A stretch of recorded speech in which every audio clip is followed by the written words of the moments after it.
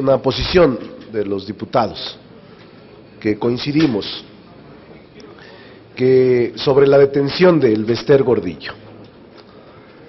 Nosotros consideramos que es el quinazo del neosalinismo.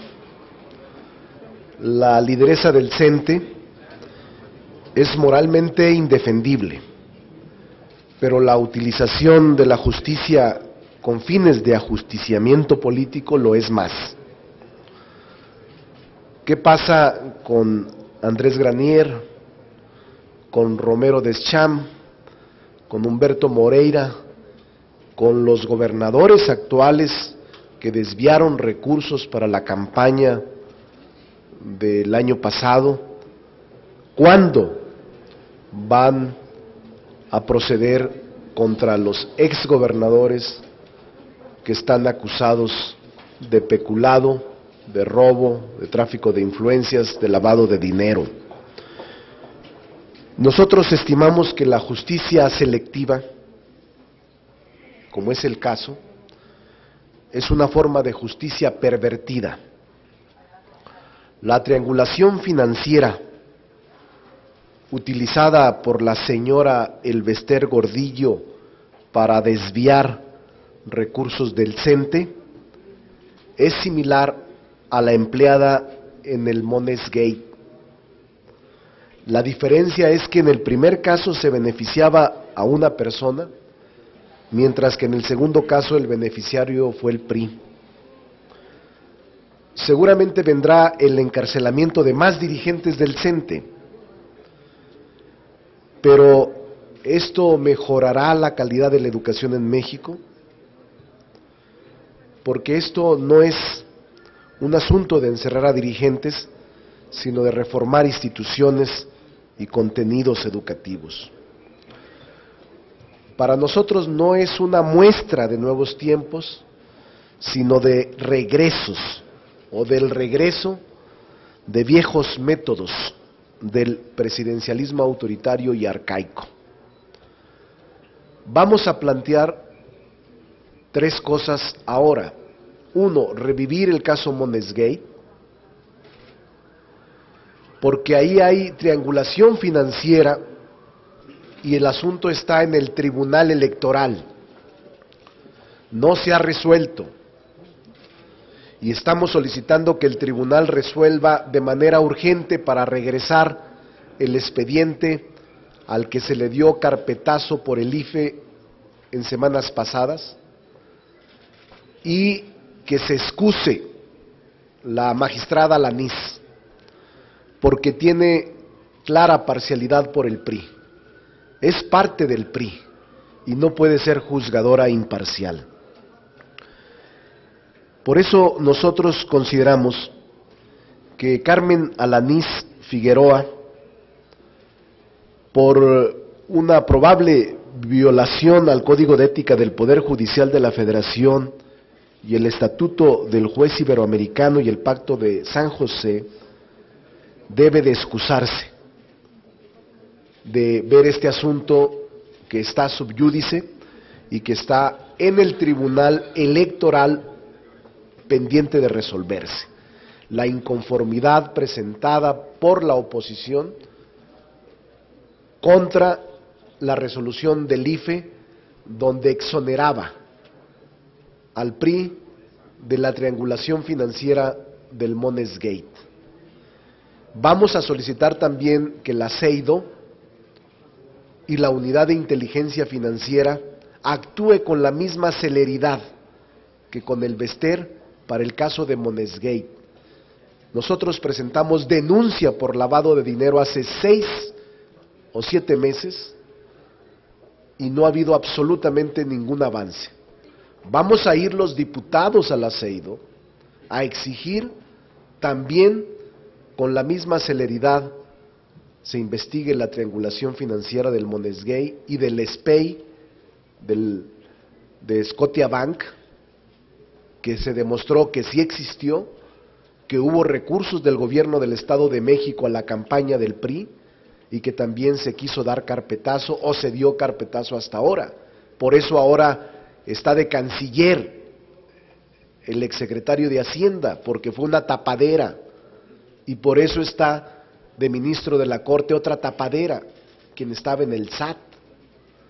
Por esa razón queremos que la justicia no sea selectiva, y vamos a emplear a fondo nuestros recursos políticos para que no sea simplemente un ejercicio de legitimación del poder, un manotazo para poder generar condiciones de aprobación de más impuestos, del IVA y también de la reforma energética.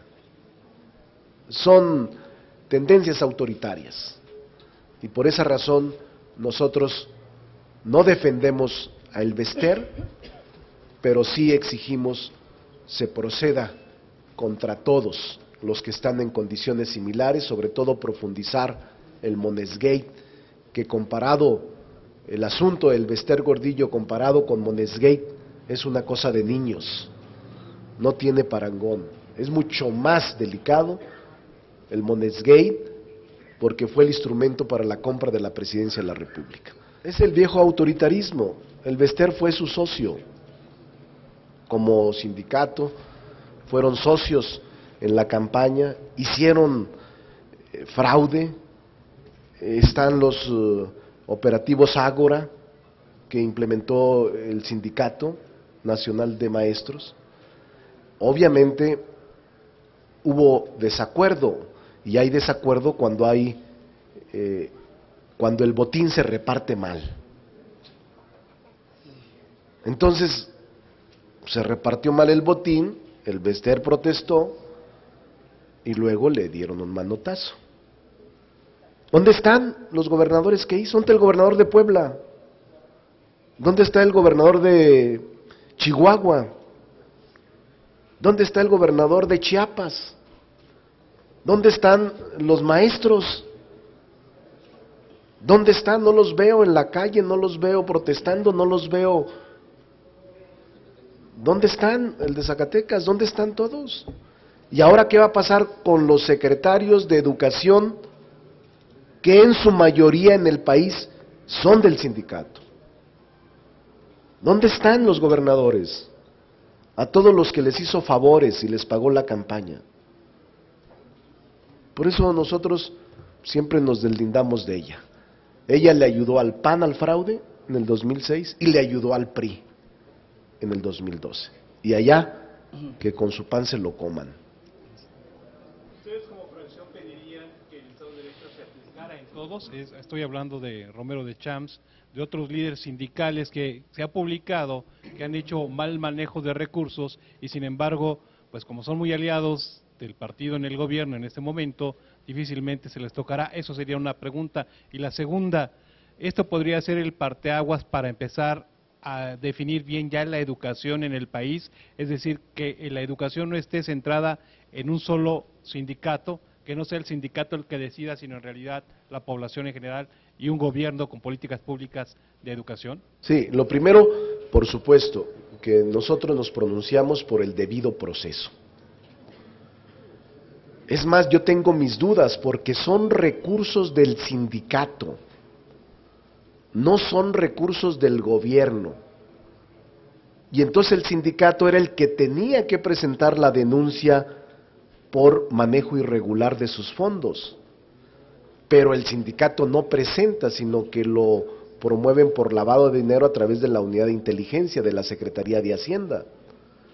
Tenemos dudas sobre el debido proceso.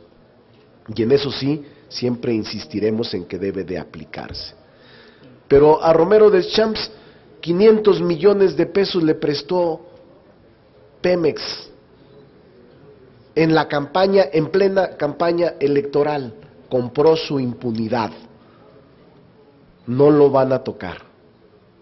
Compró su impunidad.